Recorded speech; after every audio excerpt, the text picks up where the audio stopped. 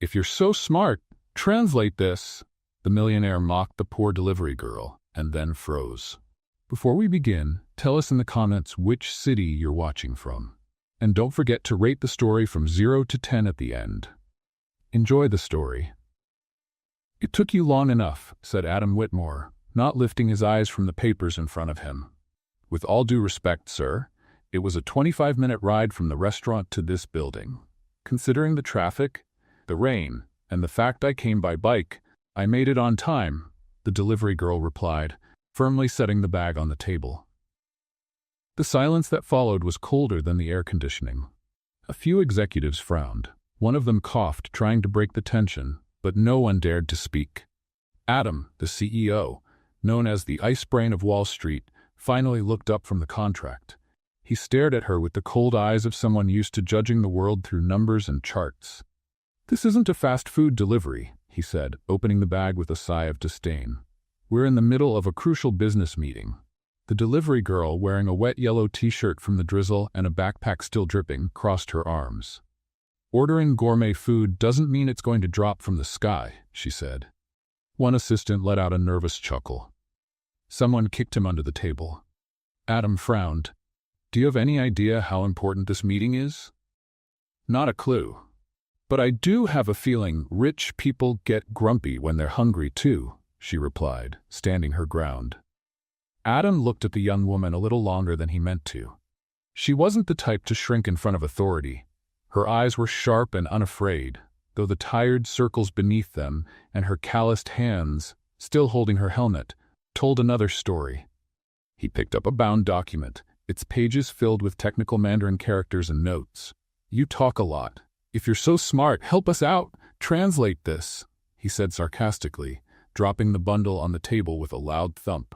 "Go ahead, give it a shot." Everyone turned to her. Some were curious, others clearly amused. She blinked, took a deep breath, and instead of backing off, stepped forward. "May I take a look?" Adam pushed the document toward her, still surprised she dared to meet his eyes like that. She flipped open the first page. Read in silence for a few seconds. The directors exchanged looks, hiding smiles. One of them whispered, "She'll give up in 3 seconds." But she turned to page 2. Then page 3. She pursed her lips, pointed to a section with her finger. "There's a mistake here," she said without looking up. "This character doesn't belong in a legal context, it's a business term. And this clause, it says Party A takes on Party B's liabilities without formal consent. That's insane." The room froze. "Excuse me?" one of the lawyers murmured. She flipped 2 more pages as if browsing a menu before ordering. "This contract's a trap. If you sign it as is, Whitmore Enterprises takes on the debt of a Chinese subsidiary, one that's very much in the red." Adam leaned forward. "You can read Mandarin?" "A little. Better than my Italian," she answered simply. The tension broke like a glass shattering on marble. One of the directors stood up quickly, pulling the contract to double-check what she had pointed out. Another was already typing away on his laptop, researching the companies mentioned.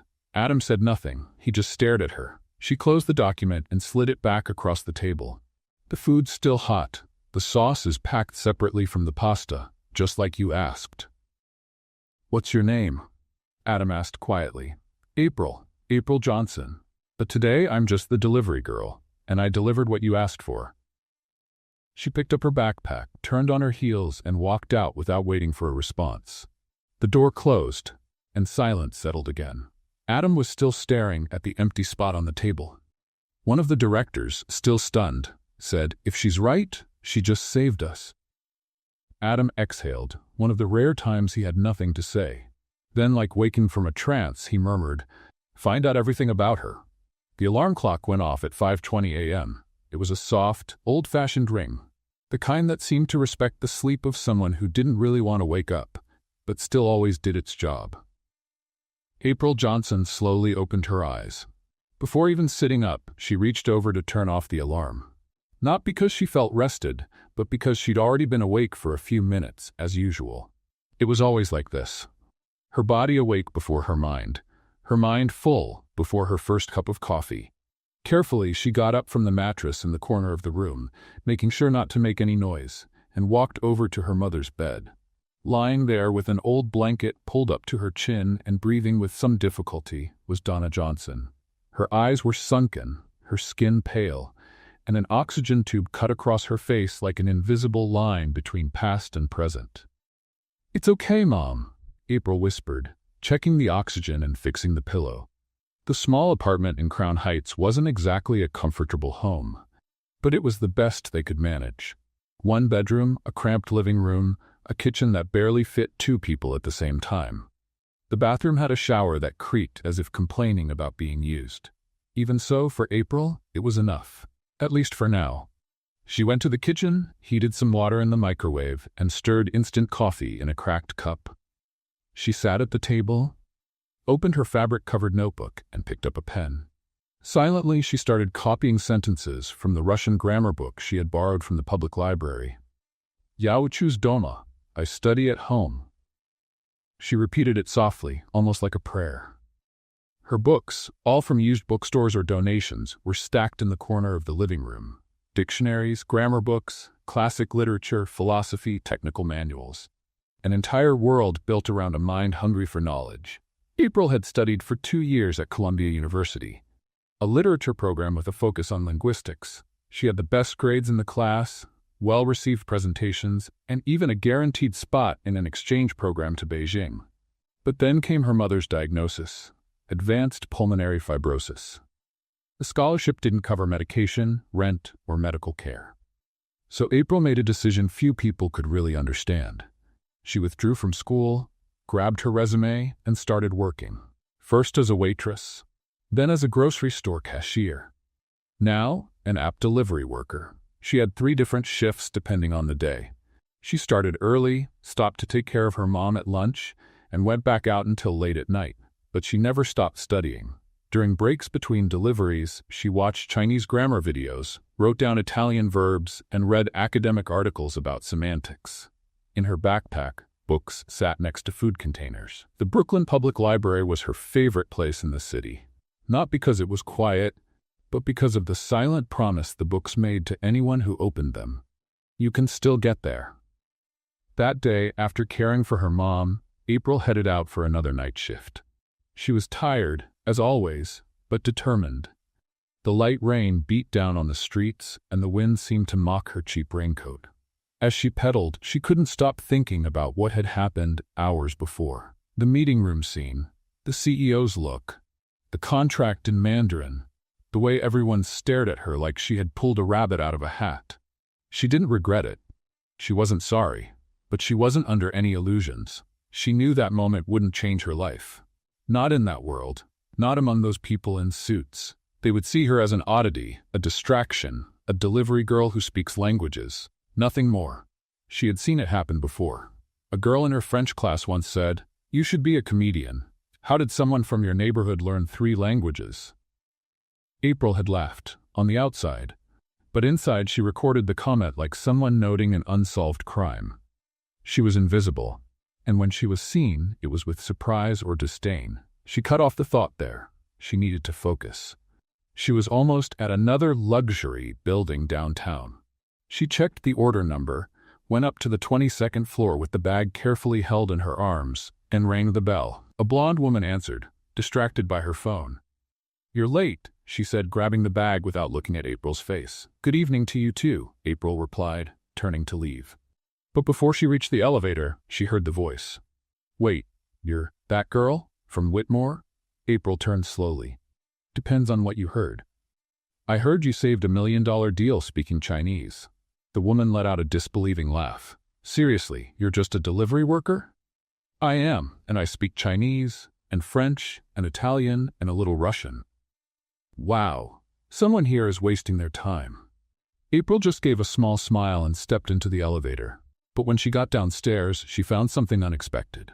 A man in a dark blue suit, jacket wet from the drizzle, leaning against the post by the building entrance.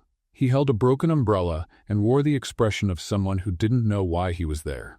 She recognized him immediately. "Is this stalking?" she asked, wiping her face with her jacket sleeve. "Adam Whitmore." The same man who had once challenged her to translate the contract. The same one who stayed silent while she explained it clause by clause. And now there he was, standing like a character out of place. It's not stalking, it's curiosity. Curiosity? She laughed. So now I'm some kind of surprise knowledge delivery? He took a step forward. He looked unsettled. You're brilliant, that's all, and you shouldn't be out riding your bike at 11 at night with a backpack full of yakisoba. And you shouldn't be standing on a ledge like you're in a soap opera. She walked past him and got on her bike. But before pedaling off, she turned back. Don't offer me charity, Adam Whitmore. I know what it looks like when a millionaire tries to make up for guilt with kindness. I'm not a project. He didn't move. I'm not offering charity, he said. I'm offering a challenge. She raised an eyebrow.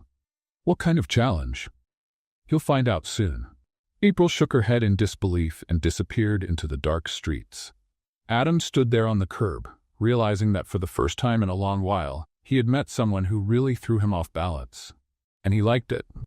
At Whitmore Enterprises, time was measured in contracts, mergers, and meetings timed with military precision.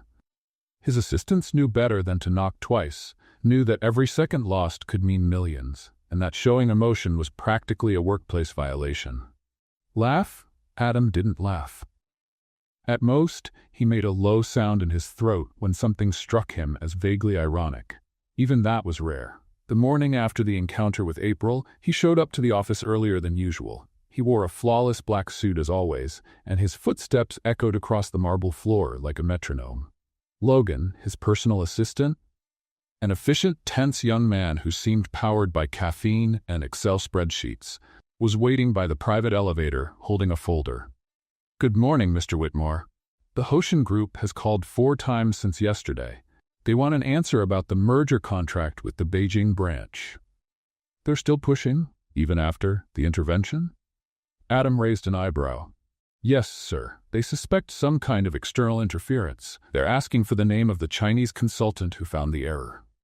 Adam held the elevator and looked at Logan intently. And? Do we have her name? April Johnson, 25, lives in Crown Heights, former Columbia student, dropped out in 2020, works for 3 different delivery apps. No criminal record, no complaints, no registered debt. Adam didn't reply. He just pressed the button and let the doors close. The elevator rose in silence, but Adam's mind was racing. There was something about April he couldn't categorize. It wasn't just her absurd language skills or the sharp comeback she delivered in front of the board. It was her composure, her boldness, balanced with dignity. That unsettling sense that, for the first time, someone had disrupted the mathematical logic of his world, using nothing but words. That girl, she had disarmed him. And he hated feeling disarmed. But something about her pulled at him. Like a complex problem he couldn't leave unsolved. Except April Johnson wasn't a problem. She was an unpredictable variable. At lunchtime, Adam canceled 2 meetings and left the building without telling anyone. His driver was waiting, as usual, holding the door open. Crown Heights, he said, without looking at his assistant. The car glided through Manhattan's wet streets into Brooklyn, across busy avenues, suspension bridges, and damp alleys, finally stopping in front of a faded storefront laundry. Nearby, there was an old red brick building where the windows looked like crooked teeth. Adam looked up and saw a slim figure cleaning the window with a blue rag. It was her. Wait in the car, he told the driver, stepping out. He climbed the stairs of the old building and knocked on the door of the 3rd floor. Nothing. He knocked again. The door opened. April stood there with her hair in a messy bun, wearing an old gray Star Wars t-shirt and holding a bowl of soup. The surprise on her face lasted less than 3 seconds. What is this? A secret UN mission? I came to talk, Adam said, not sounding very sure. Right, you, a billionaire CEO, randomly show up at a delivery girl's falling apart apartment. What is this? Some new Banksy piece? I don't usually do this. Good thing. The press wouldn't like it. Are you always this sharp? Only with people who show up uninvited. Silence. She opened the door a little more. Come in before the neighbors think I'm trading stocks in the hallway. Adam walked in. The room was small but tidy. There were books everywhere, some stacked, others open with bookmarks. A couch with a faded throw blanket, a nearly dead plant sitting on the shelf, and the smell of soup. Real soup, made with time and necessity. I thought you lived alone, he said when he saw the photo on the wall. April, still a teenager, next to a smiling woman. My mom, she's in the bedroom resting, April said more quietly. We try to keep up appearances, as much as we can. Adam sat on the edge of the couch, looking as out of place as a CEO dropped into a reality show. You're different. That's what people say when they don't know where to place me. I came because you threw me off, and that hardly ever happens. April crossed her arms. Wait, is this some kind of apology attempt? Not exactly. Then what is it? A proposal. She laughed, a sincere, almost musical laugh. You want to hire me? No. So you want to turn me into some kind of inspiring story for a Forbes article? Also no. She stepped a little closer, narrowing her eyes. Then explain it to me, Adam. What do you want from me? He paused for a moment, then answered, I want to understand how someone with your mind chooses to be invisible. That caught April off guard. She bit her lip, looked away, and then replied with a calmness sharper than a shout. Because society already decided people like me are meant to stay behind the scenes, but knowing that doesn't mean I accept it. Adam looked at her, for the first time without arrogance, without the mask. And do you accept it? I survive, I study, and I wait. Silence. Wait for what? A chance, or an opening, or a typo in destiny. Adam smiled, a small, timid smile, but a real one. I could be that typo. She took a step forward. Maybe you are. He stood up. Can I invite you to a meeting? A real one. Just you and me. Coffee. A contract. A conversation. April thought for a few seconds. You can, but under one condition. What is it? You have to take the subway, alone, and get lost at least once. Adam frowned. Why? Because that's the only way you'll understand what it's to live in the real world. He hesitated, then nodded. Deal. April held out her hand. It'll be fun watching you try to use a Metro card. He shook her hand. And for the first time in many years, Adam Whitmore laughed. Not a polite laugh, not small talk, a real laugh. Adam Whitmore arrived at the subway station at 8 a.m., rush hour in New York, wearing a dark, tailored Italian suit and holding a single-ride ticket like it was an ancient artifact. He looked around as if he'd been dropped into a social experiment. He tried to go through the turnstile with the card facing the wrong way. First try, nothing. Second, still nothing. On the third try, an impatient woman behind him said, "Flip the card, Wall Street." He flipped it. It worked. 30 minutes later, Adam was climbing the steps of the Brooklyn Public Library, where he had scheduled the informal meeting with April.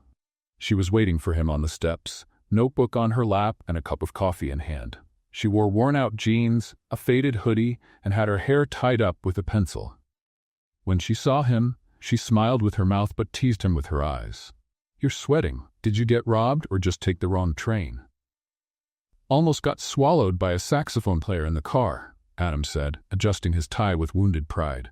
But I think I survived. Congrats.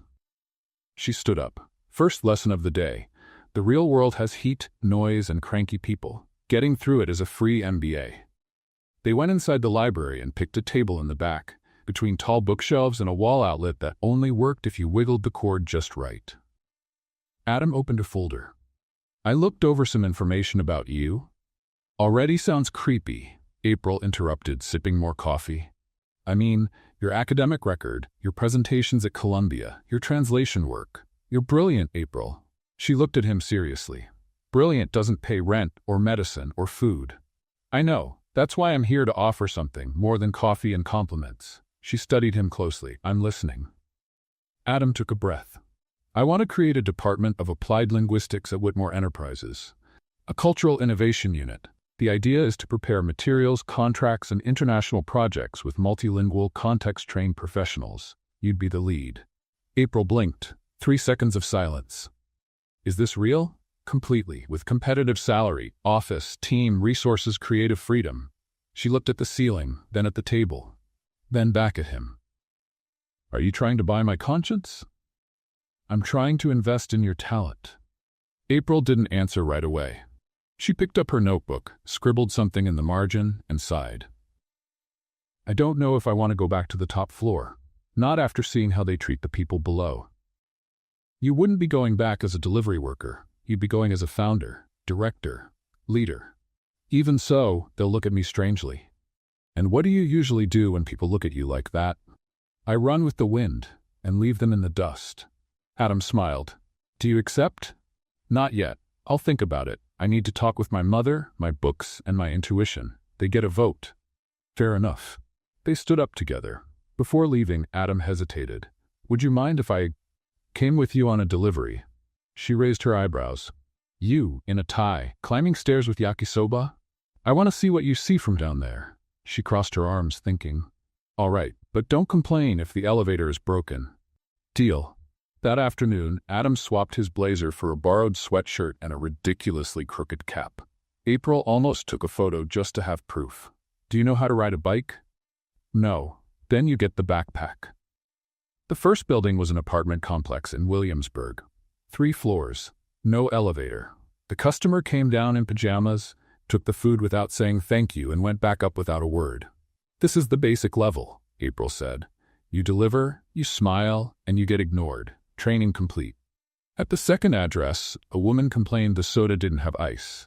I'm the delivery person, not the maker of clouds, April answered, politely sarcastic. Adam was quietly amused. This was another world.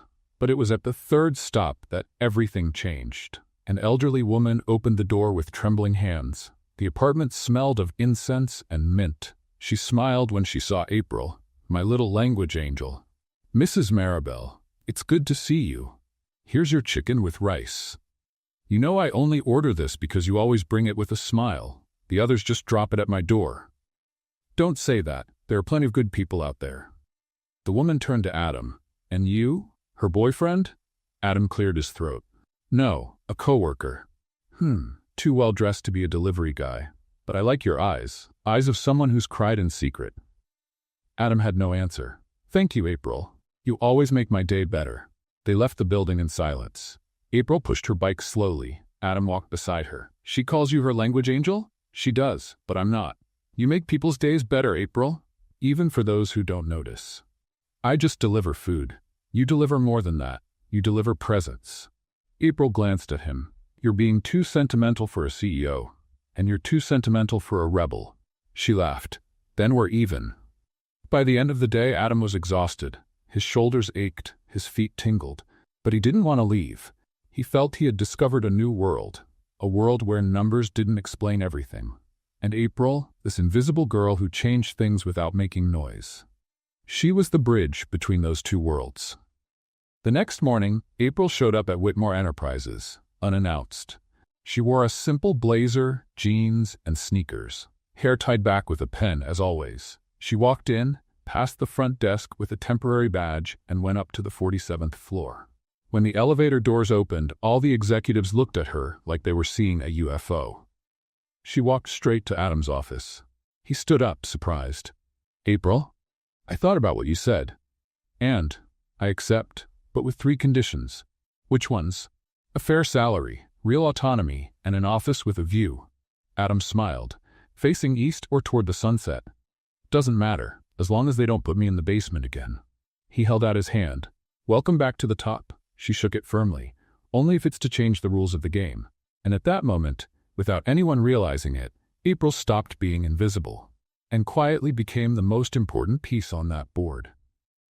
April Johnson's first day as director of the new Applied Linguistics Division at Whitmore Enterprises felt like something out of a corporate comedy, the kind where no one really knows who's in charge, but everyone pretends to. By 8:45 a.m., she was already seated in her new office, with a view of the East River. The chair was too soft, the desk too big. The coffee, though, was as weak as anywhere else in the city. She wore a second-hand black blazer, worn but polished shoes, and a bracelet her mother had made with colorful beads. On the desk, 3 pens, a notepad, and a nearly empty water bottle. In her head, a flood of thoughts. At the door, Logan appeared, Adam's nervous assistant, standing like he'd swallowed an entire code of conduct. Miss Johnson? Good morning. Here's your schedule. You have a video conference with the contracts department at 10 a.m., and a meeting with the tech team at 11:30. They also suggested you review the file on the M&S imports proposal, which is supposed to arrive today for negotiation. Adam asked that you keep a close eye on everything. April raised an eyebrow. M&S imports? Isn't that the Asian conglomerate that tried to trick you last year with a hidden clause? Logan looked surprised. Yes, exactly. But how did you know that? I read the report from their last attempt. It was misfiled. I found it last night while digging through the intranet. The folder was in human resources, probably by accident or sabotage. Who knows? Logan looked at her like he had just met a talking panda. Well, good to know. She gave a half smile. Breathe, Logan. You always look like you're 5 seconds from bursting. He gave a nervous smile and walked out. April turned back to the screen. She opened the incoming files and started reviewing the M&S imports documents. They were in simplified Mandarin, with some terms mixed in from business Cantonese, clearly done to make automatic translation difficult. But she read them like someone enjoying a good recipe book. A little after 11, Adam appeared at the door. He wore a light gray suit and a cautious expression. I saw you accessed the HR system at 2 in the morning. Yes, and before you ask, it wasn't espionage. I just like digging in the drawers no one cleans. And did you find anything?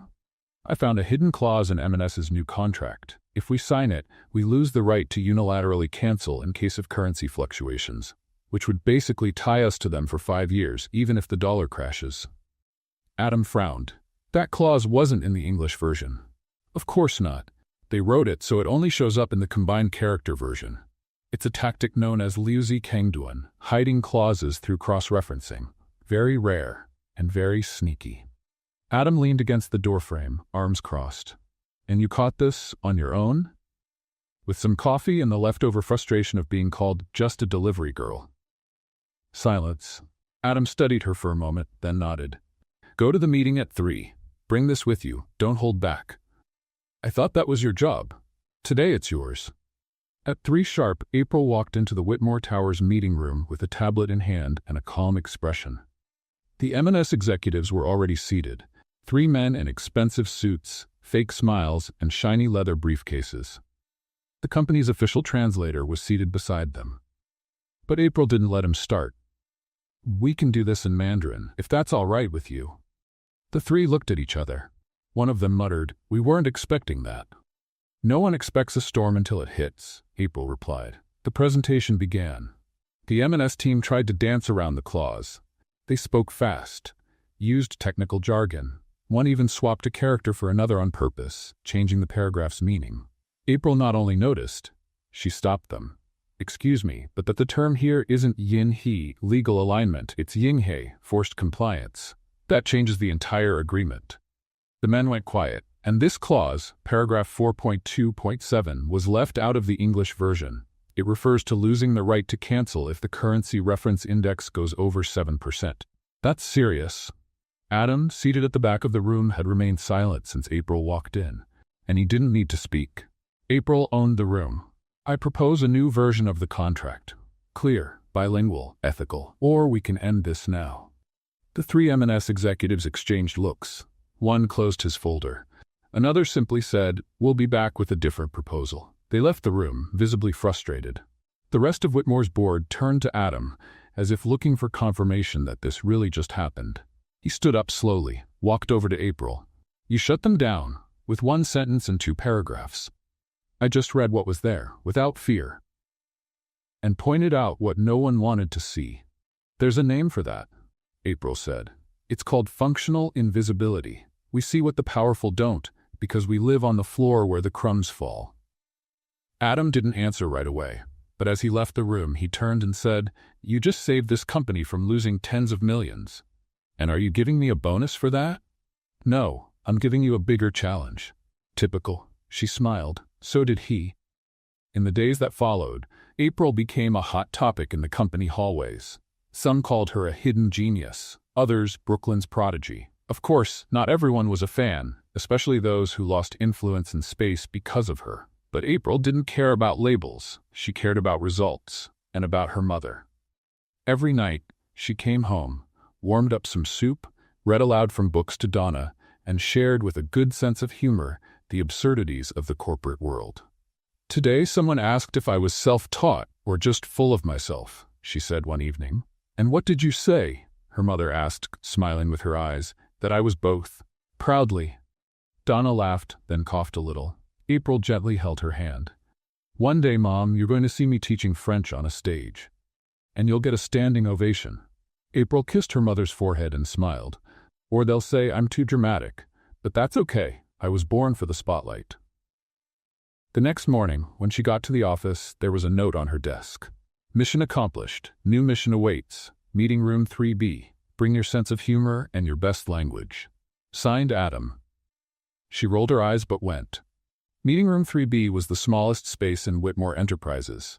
Technically a quiet co-working area with 3 uncomfortable chairs, a broken projector, and a stained wall no one ever bothered to repaint. April walked in expecting a corporate trap.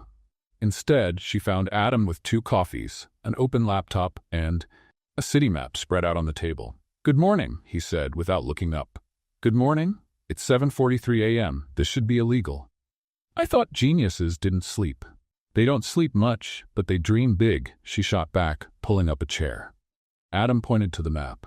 "The Social Projects Department is trying to partner with local nonprofits. The problem is, most of the contracts are poorly written, ambiguous terms, legal mistakes, and clauses that create conflict.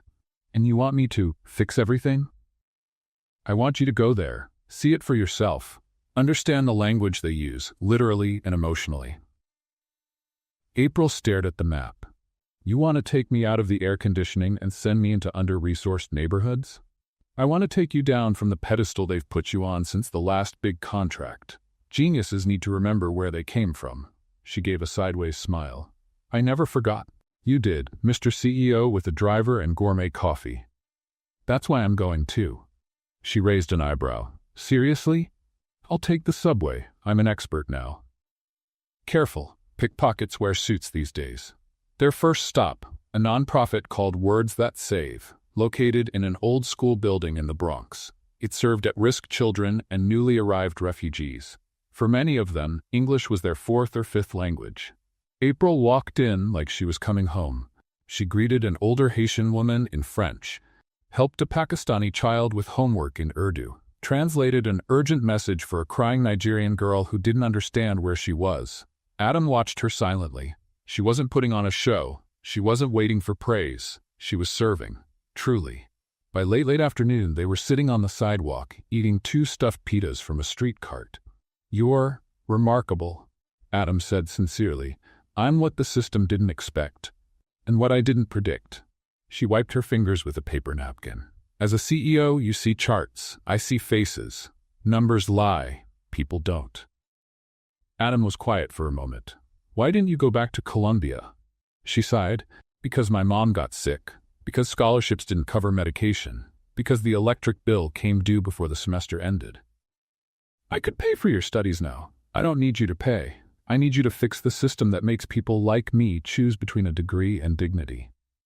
The next day, April was called into an urgent meeting with the company's legal department. When she arrived, she found 3 lawyers, a contract on the table, and a pile of baseless accusations.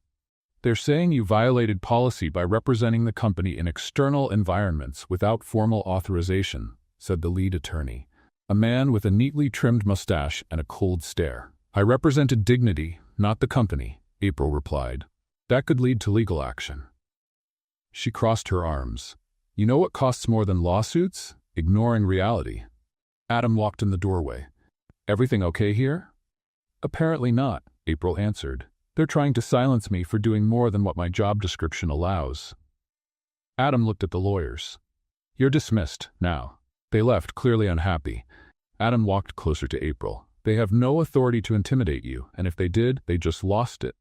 She looked him in the eye. "Are you really going to back this?" "I'm going to back you." That night when she got home, April found her mother having a coughing fit. The oxygen tube had come loose. She called the emergency service, helped stabilize her, sat by the bed, hands shaking. "I can't lose you now, Mom," she whispered. Donna squeezed her hand tightly. "You're flying, my girl. I just want to see where you'll land." 2 days later, Adam invited her to a casual event on the company rooftop. April showed up wary in a denim jacket and black pants and found a group of young people from different parts of the world, all from the NGOs they had visited. On a big screen was the new project the company had launched, Whitmore Voices, a program for support, education, and translation for refugees and language minorities. April looked at Adam. "Is this real?" It's yours. I just signed it. She blinked, swallowing back tears. And how did you get this past the shareholders? By lying a little. I called it a strategic cultural expansion initiative, but really, it's the truest project I've ever done. April stepped closer. You're changing. You made me. She smiled, and you did the same for me. He looked her in the eyes. What do you think about going further? Further than what? Further than the meeting room. Further than reports. Further than you're different. April took a deep breath. That sounds dangerously like feelings.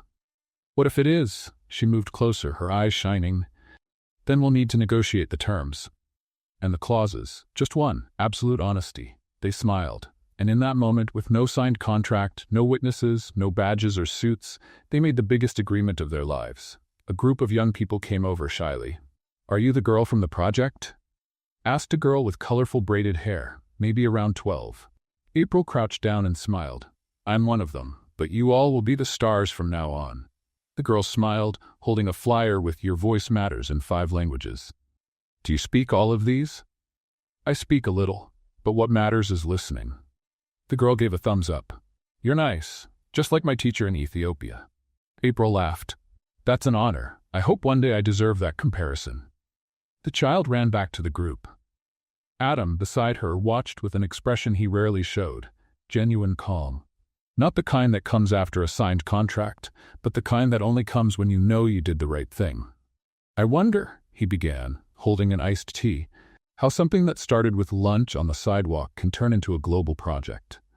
It starts with pita bread and ends with courage, April said, and a little insomnia and anger at the system.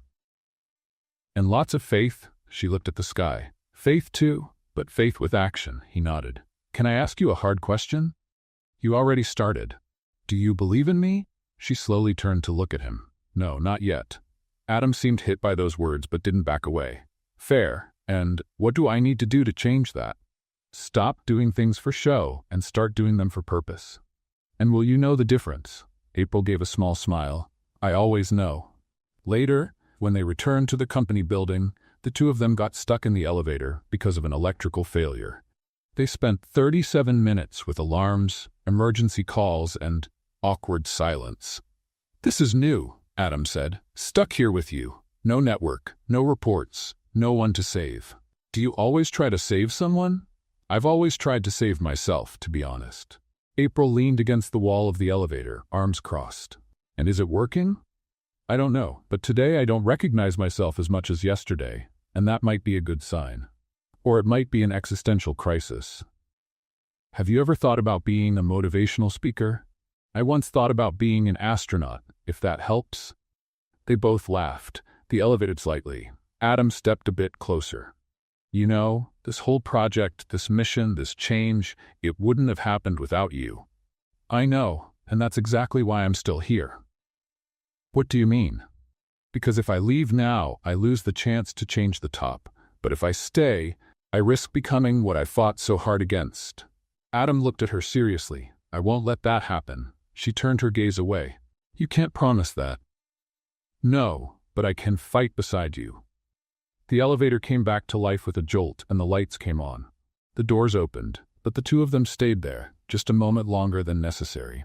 The next evening, April went back to visit the Words That Save NGO. It was the graduation for a small group of young refugees who had learned English and were getting ready to enter public school the following semester. She was called up to hand out the certificates.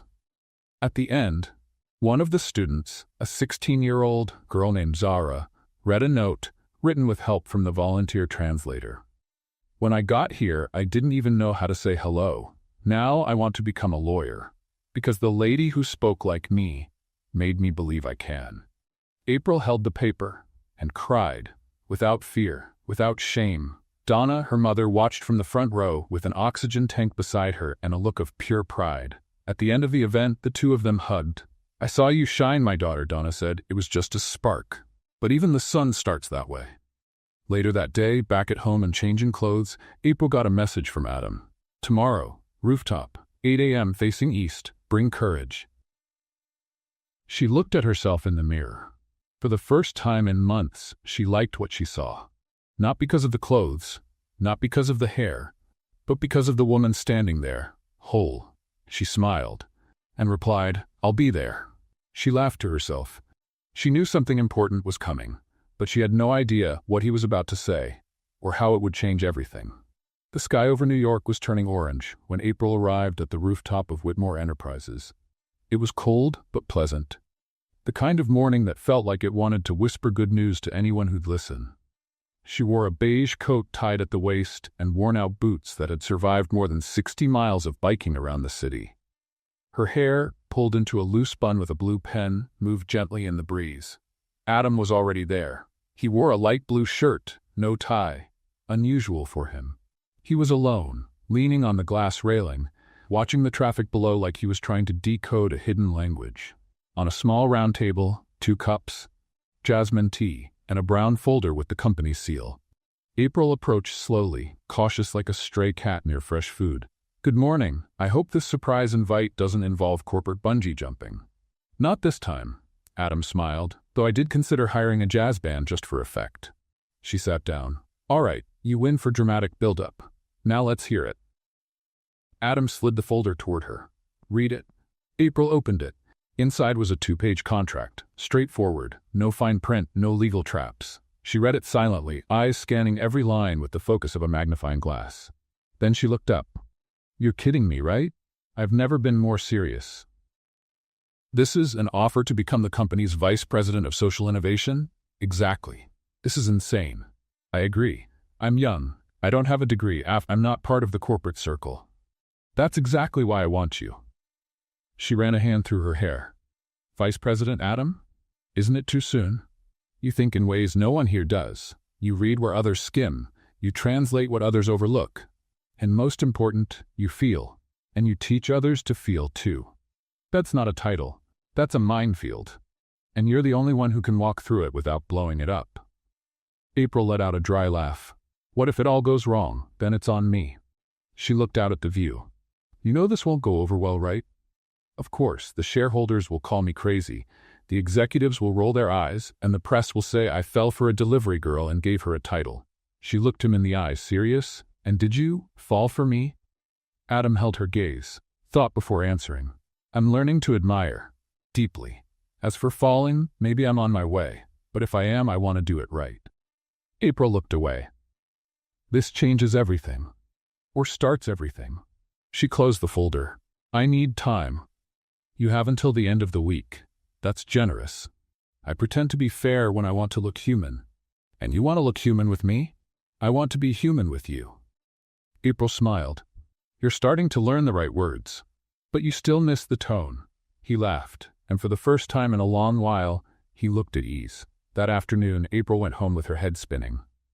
Donna was in the living room watching a Venezuelan soap opera with auto-generated English subtitles. "Lam." April began taking off her coat.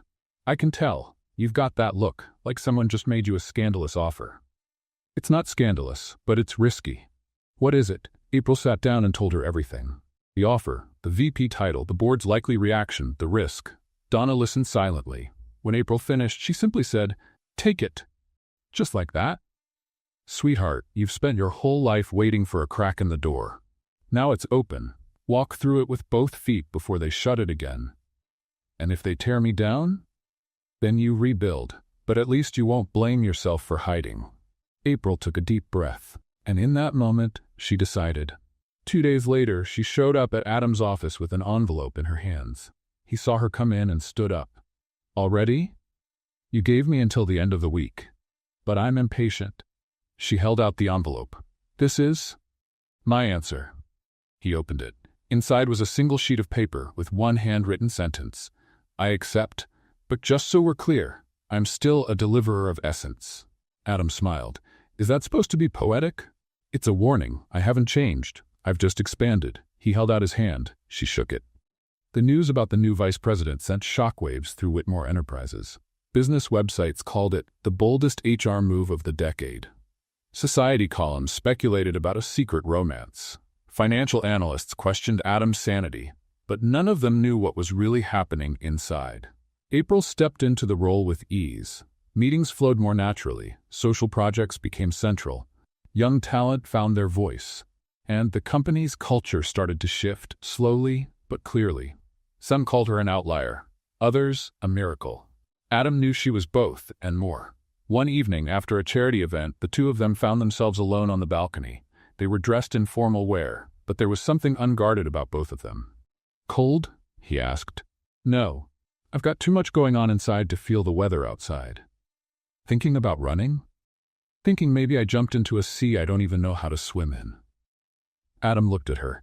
"If you start sinking, I'll jump in after you. And if I pull you down with me, then we go down together. But at least we tried." April smiled. "That sounds dangerously romantic. I wouldn't do that. Not yet, not while you're still building wings. What if I'm already flying? Then teach me." They looked at each other for a long moment, but there was no kiss. Not yet. It was too soon for that, but too late to go back. And so, with one signature and a leap into the unknown, April Johnson, former delivery worker, daughter of a retired nurse, self-taught language lover, became one of the most unexpected leaders in New York's corporate world.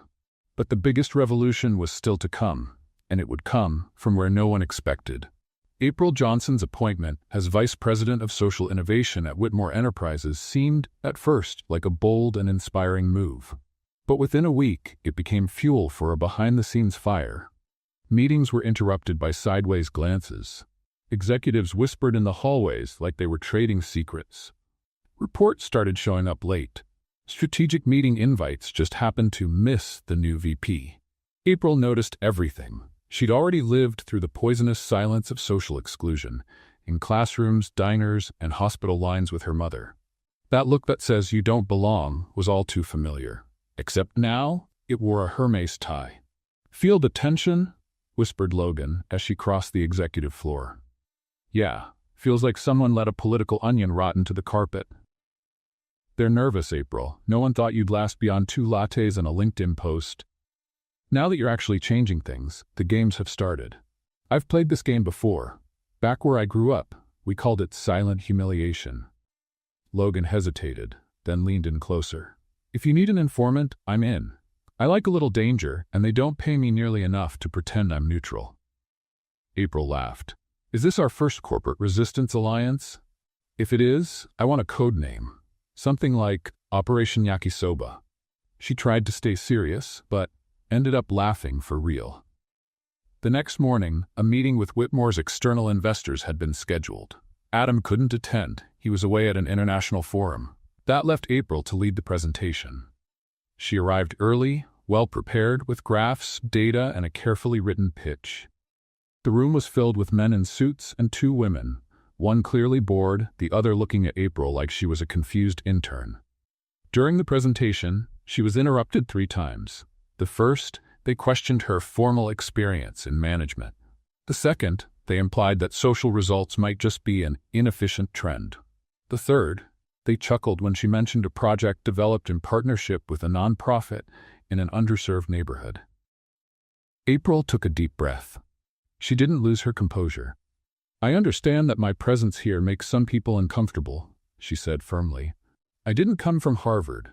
I don't have an MBA from Switzerland, but I know the ground you've never walked on, and that's where this company needs vision, silence. And more than that, innovation isn't about preserving the status quo. It's about breaking patterns that only benefit the ones already seated at the table. And I built my own chair." The woman who had looked bored finally raised her eyes and smiled. A subtle smile, but real. After the meeting, April walked out with steady steps. She still felt the weight of their judgment, but carried something stronger: conviction. Hours later, Logan showed up in her office with a folded piece of paper. "Fresh information. I just heard it in the break room.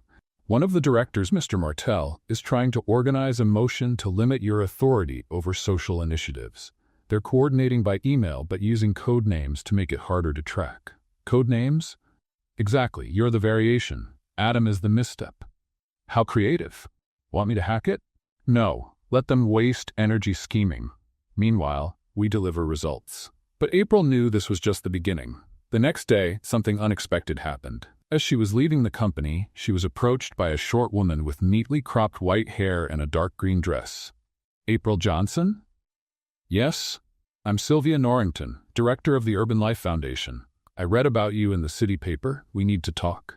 April didn't know if she should defend herself or say thank you. Sylvia smiled. "Relax. I'm not here to sabotage you. I'm here to offer a partnership." 2 hours later, they were sitting in a simple cafe in Harlem. Sylvia was direct, smart, and had no patience for niceties. "We work with displaced families, immigrant women, and LGBTQIA+ youth who've been kicked out of their homes. We build support networks, but we're missing structure, connections, and a platform. And what do you want from me? I want you to use your new position to open doors. We have the impact. You have the access." April thought for a moment. "I'm in, but with one condition." "Which one?" "No decorative charity. If Whitmore uses our image, the change has to be real." Sylvia extended her hand. "We have a deal." When April got back to the office, she was excited. But she was met with an email titled, "Skills Review, Sector Restructuring." Inside, a cold message. "Based on recent performance feedback and concerns about decision-making centralization, we ask that the Social Innovation Vice Presidency now report directly to the Executive Board." Translation: they were trying to strip April of her authority. In practice, it was a power grab. She closed the laptop, looked out the window, and sent a short message to Adam. "They're playing dirty. We need to talk when you're back." Minutes later, he replied with a voice message. "Hold on. I'm at the airport already. We're going to turn this around." But April didn't wait.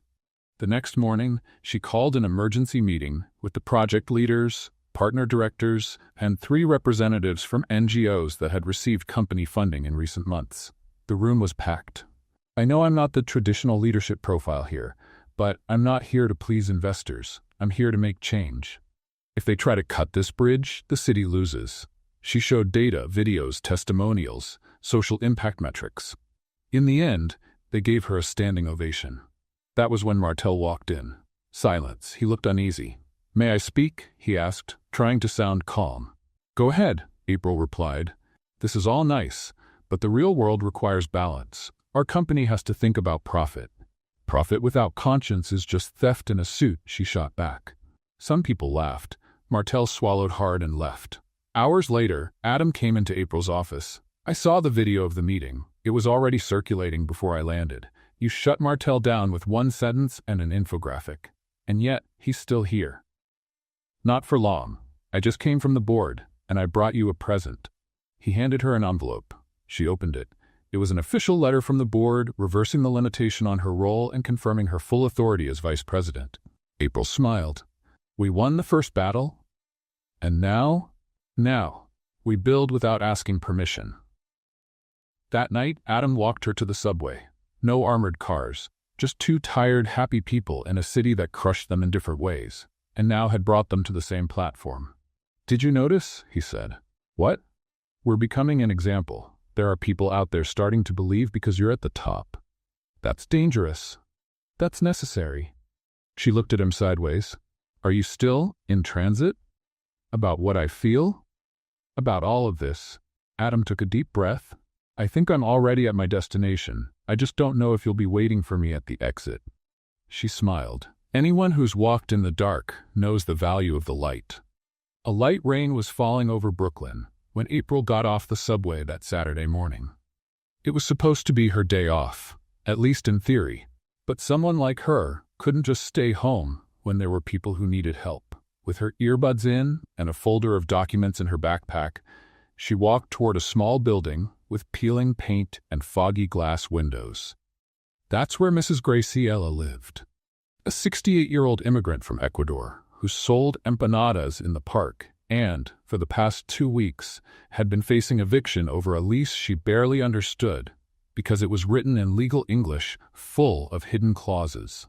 "It's like I signed without even knowing," the woman had said the last time they met. April looked into the case on her own.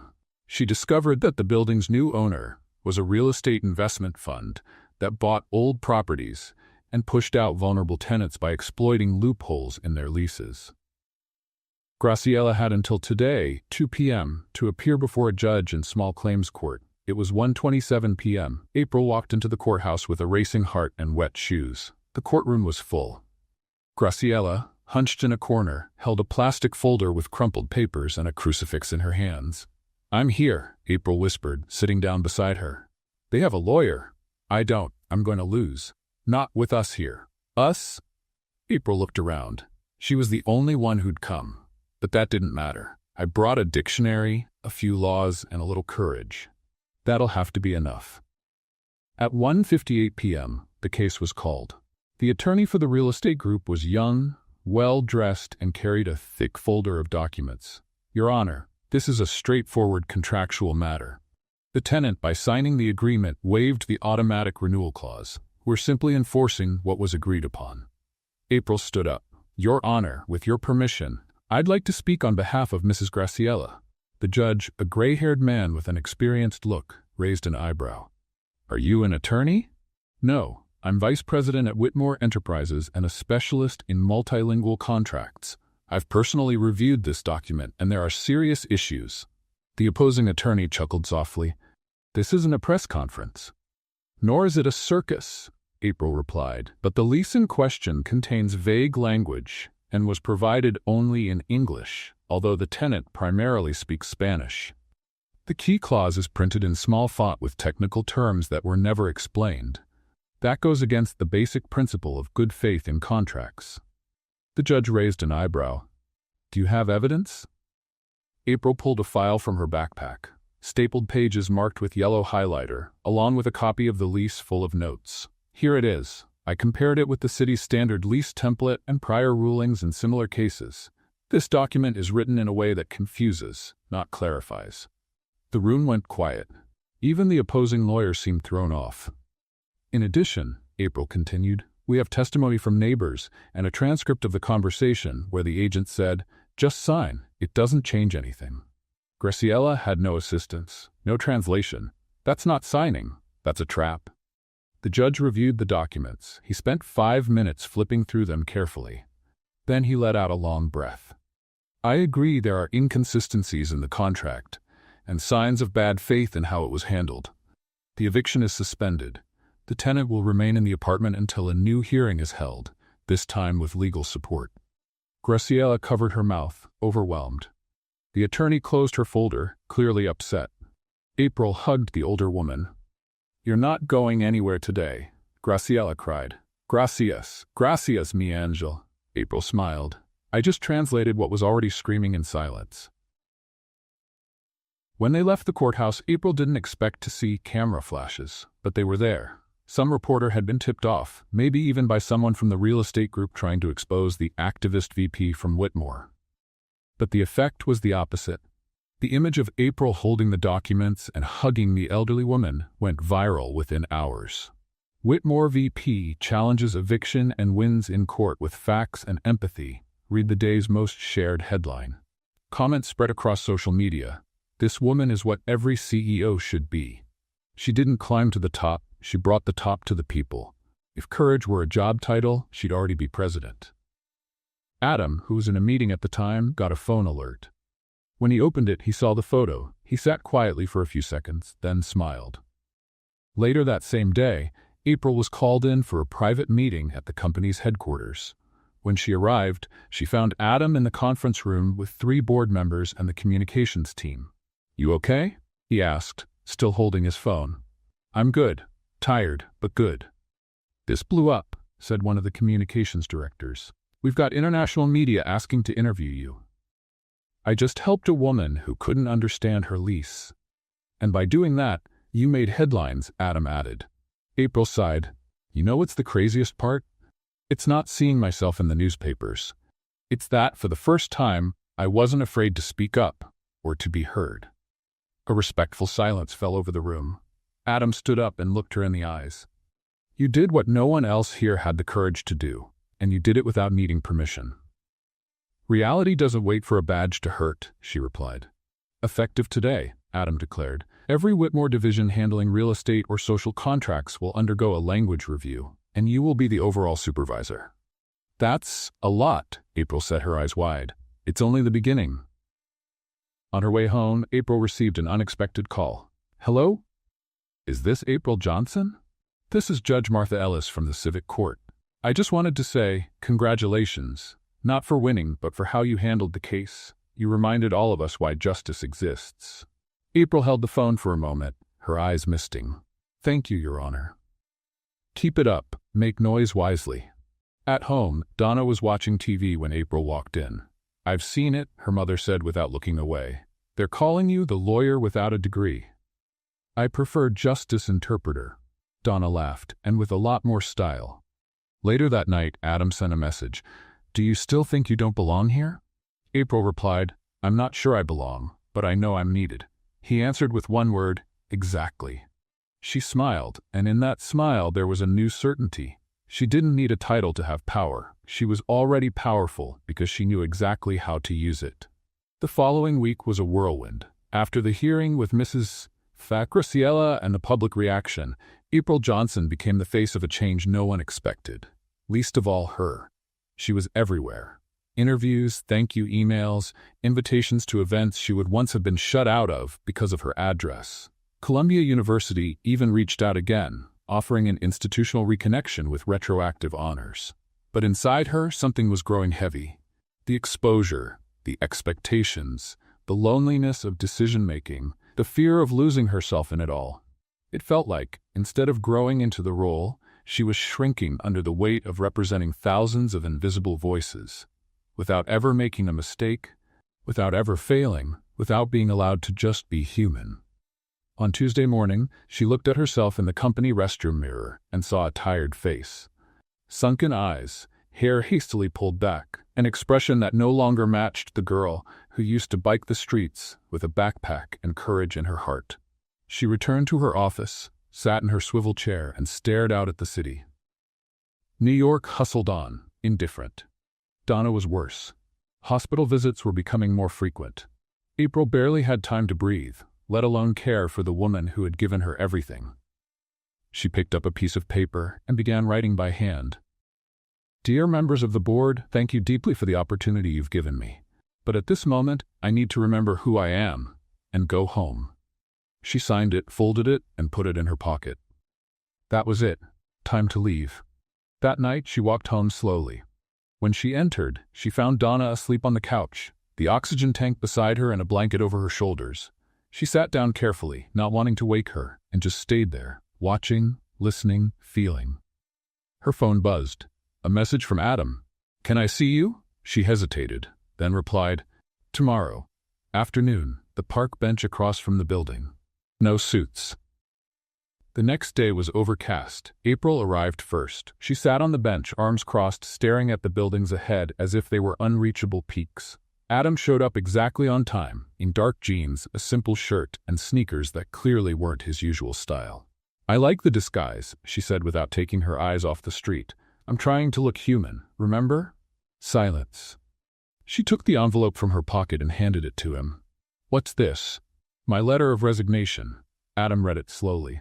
When he finished, he folded it carefully and slipped it into his shirt's inner pocket. "Why now?" "Because I'm tired of being a symbol. Sometimes I just want to be me." "You don't have to leave to be that." "Yes, I do. I climbed this mountain by motorcycle, but now it feels like they're asking me to pilot a plane without instructions." "They didn't give you instructions because no one has ever reached where you've gone, April." "But I don't want to be a pioneer forever. I just want to breathe."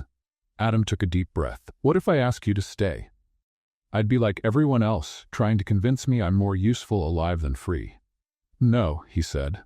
"I don't want you to stay for the company, or for the cause, or for me. I want you to stay if you want to build something with me." For the first time that day, she looked him in the eyes. "What do you mean by that?" He sat down beside her. "I tried to hold back. You had so much going on, and I thought it would be selfish to get close. But I fell in love with you." April swallowed hard. "That's not fair. I know, but it's the truth. You're my boss. I used to be. Now I'm just a guy on a park bench, talking to the most incredible woman he's ever met." She laughed, but there were tears in her eyes. "And what if I told you I feel something too, that my heart races every time you walk into a room? Then we'll run together. And what if I lose myself in the middle of all this? I'll help you find your way. And if I get lost, you'll show me how to get back." She was quiet for a long time. Then she took the envelope back from his hands. I'm not going to tear it up, but maybe I'll hold on to it for now. That's enough. He held her hand. You don't have to decide everything right now. Just breathe. And she did, for the first time in days. Deeply, slowly. Good thing you didn't show up in a suit. I might have punched you. Lucky I'm in jeans. And those sneakers, hideous. And still, you like me. She shook her head. Idiot. Vice President, idiot. Exactly. They laughed together, and in that moment, no kiss, no background music, no grand promises, they knew. Something new had begun. The next day, April returned to the company. She didn't announce her decision. She just walked into the office as if she had never left, and everyone respected that. The looks changed. The smiles were warmer. Even Martel, her toughest critic, now treated her with a forced politeness that was almost funny. That afternoon, while she was typing a report, Logan came in with 2 cups of coffee. So, are you staying? For now? And Adam? For now too. So that means, it means for now could become forever, but only if it's light, only if it's real. Logan smiled. I knew you were smart. Didn't know you were a poet too. Don't spread that around. It might ruin my reputation as the contract wizard. That night, she went home and found Donna awake. You're back? I'm back. And any news? April took the letter, now folded several times, and placed it at the bottom of a drawer. Just one thing for sure. What's that? That my place is exactly where my voice still makes people uncomfortable. Donna smiled. Then make them uncomfortable with love. On her office computer, April created a new folder, Internal Revolution. Inside it, she started a new document. Title, How to Change the World Without Losing Yourself. First line, start with a backpack, a dream, and a sharp tongue. Then, find someone who believes. And never stop. It was a warm Friday in New York. Not the kind of heat that melts asphalt, but the kind that comes with late spring. A heat that smells like hope. The trees in front of the Words That Save Foundation were blooming, and the whole neighborhood seemed to hum with quiet anticipation. April was nervous. More than she'd ever been in a board meeting or on TV. The NGO was holding the closing ceremony for the Whitmore Voices program, the one she had helped create, shape, and expand. Now, 6 months later, it was the first graduation. In the audience, mothers with colorful headscarves, fathers holding up cell phones to film, young people in simple clothes but with shining eyes. There were volunteer translators, posters in many languages, and a mural with flags from the countries represented: Haiti, Syria, Mexico, Ukraine, Nigeria, Bangladesh, Colombia. And in the middle of it all, April. She wore a dark blue dress with loose sleeves and her hair in a side braid. No heels, no heavy makeup. She wanted to show up just as she was, authentic, seen. She was there as a mentor and as living proof that breaking through the no-place barrier was possible. Next to her were Sylvia Norrington, the NGO director, and 3 Whitmore board members. But Adam wasn't there. He had traveled that week to a conference in Zurich. He had sent a message of support, but April felt his absence like a space left open in her chest. She tried not to dwell on it. Ready? Sylvia asked. April took a deep breath.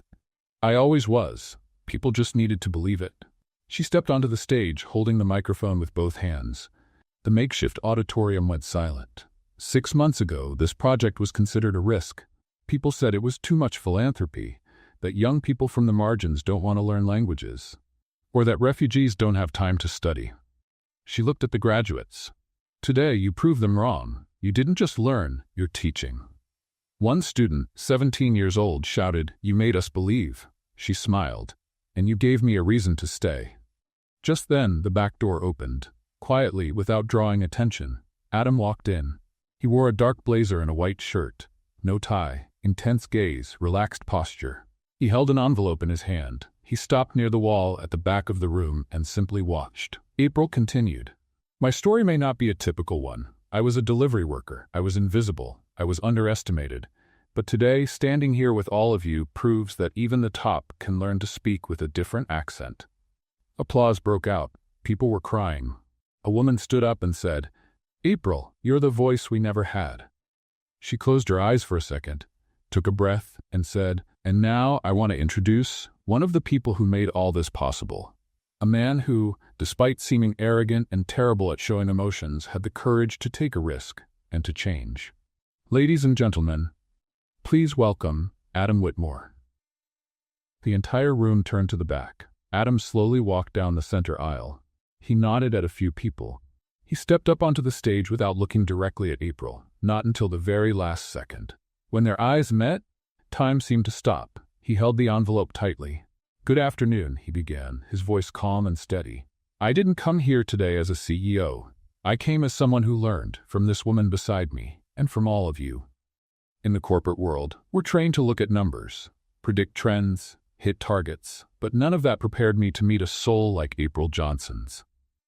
April swallowed hard. Her eyes welled up. Adam went on. "She taught me that intelligence doesn't come with a zip code, that talent doesn't wear a suit, and that empathy might just be the most revolutionary policy of all." He opened the envelope. "And that's why, today, I officially announce the creation of the April Johnson Institute for Social Linguistics. Yes, it will be part of Whitmore Enterprises, but it will have full independence. And April will be its founder, president, and project leader." The room erupted in applause, cheers, and whistles. April covered her mouth with her hand. The tears came freely. Adam turned to her. "And if you accept, I want you to be not just the heart of this project, but its guiding light, the example you already are for so many people." She couldn't speak for a few seconds. Then she picked up the microphone. "I accept." The roar from the crowd echoed against the walls. April and Adam hugged. A long, quiet hug, full of meaning. She whispered in his ear, "That was a movie-worthy comeback, and the leading lady deserves a happy ending. We're not done yet. Then let's write the rest together."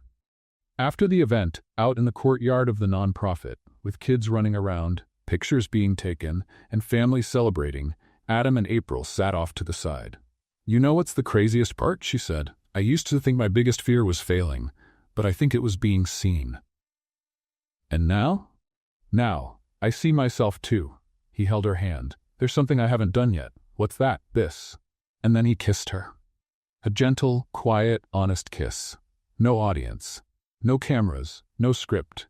Just a kiss between two people who came from different worlds, but ended up in the same place. In the days that followed, the story of the April Johnson Institute went viral.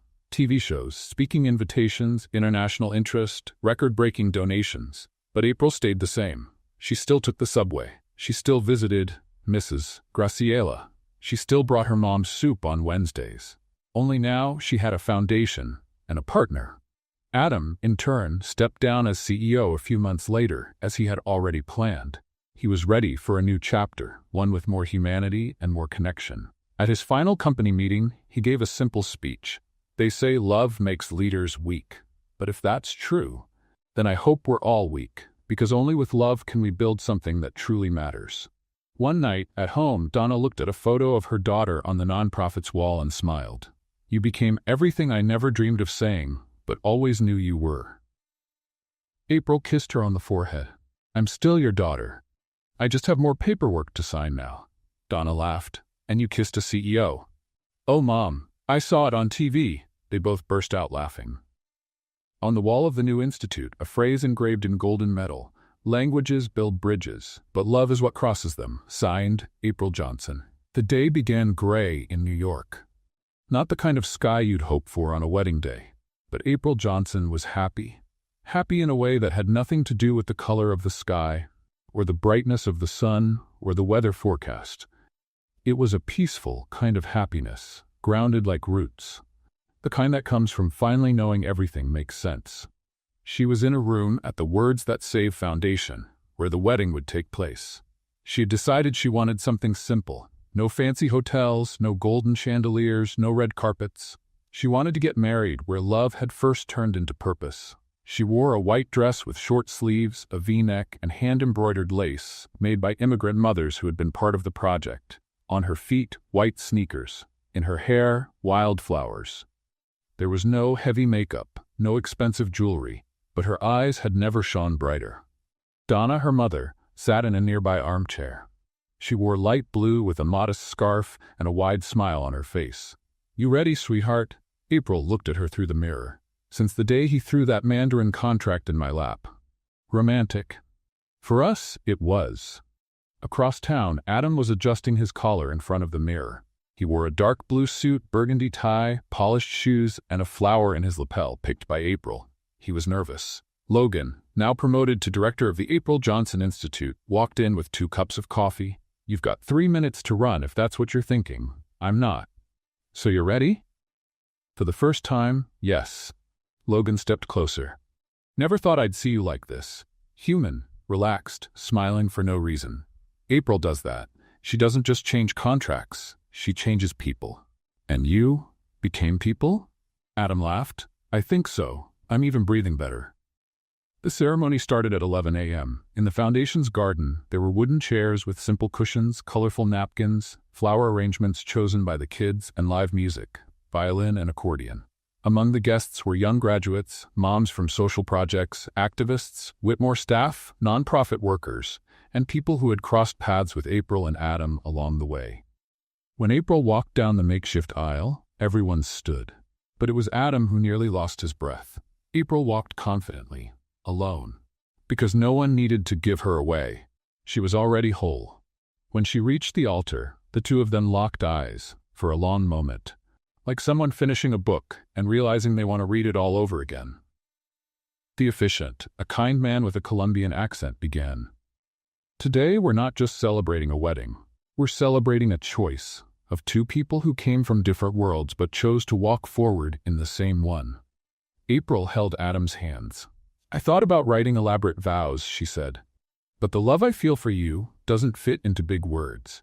It fits in the simple things, like waking up and remembering you exist, like knowing that even when I stumble, you'll laugh first, then help me up." Everyone chuckled. Adam spoke next. "I came from silence, from numbers, from perfection. But you shook up my order, you tore through my logic, and you built poetry in the middle of my structure. I don't want to understand you. I want to walk beside you until all the translations run out, and only pure love remains." Donna wiped tears, Logan too. Even Sylvia pretended to rub her eyes. "I now pronounce you life partners," said the officiant. "And if you'd like to seal it with a kiss, that's up to you." They kissed, gently, deeply, truly. The reception was outdoors, with food prepared by women from the project. There was yakisoba, empanadas, falafel, tacos, jollof rice, a true UN of flavors. The music ranged from Faro to jazz, salsa, bolero, even K-pop. April danced barefoot. Adam followed, missing steps, stumbling, happy. They couldn't stop laughing. Later in the day, they sat alone on the Foundation's front steps. "So now we're officially," Adam began, "crazy, married. I prefer partners in crime." He held her hand. "Ready for the next chapter?" "What's that?" "Travel. We'll take a month. No work, just us. You, me, and maybe a dictionary if you can't help yourself." "I'm in, but on one condition." "What's that?" "That we spend at least one night in a place where no one knows who we are, where no one says there's the vice president or that's the CEO turned activist." "So what will they say? There go 2 crazy people in love." Adam smiled. "Deal." In the months that followed, the April Johnson Institute expanded to 3 cities. Over 2,000 young people were directly impacted. Universities started referencing the model. Companies began reviewing contracts with the help of social linguists. Even the UN invited April to speak at a conference on language and inclusion. But she hadn't changed. She still took the subway, still answered messages from students, still laughed out loud, still wore a blue pen in her hair. And Adam? He learned how to cook pasta, and to listen without fixing. He learned to wait for answers, and to understand silence. One night, lying on the couch with her head in his lap, April asked, "Do you still think our worlds are different?" "I think our worlds collided and made a new one." "Does it have a name?" "Love." "That's cheesy, but you smiled." "I did." On the wall of their home, a mural of photos and a sign that reads, "Here, we speak the language of courage," with a heart-shaped accent. What did you think of Adam and April's story? Share your thoughts in the comments. Rate this story from 0 to 10. What's your score? Subscribe to the channel and click the bell so you don't miss any of our stories. And take a moment to watch more moving stories by clicking here on the end screen.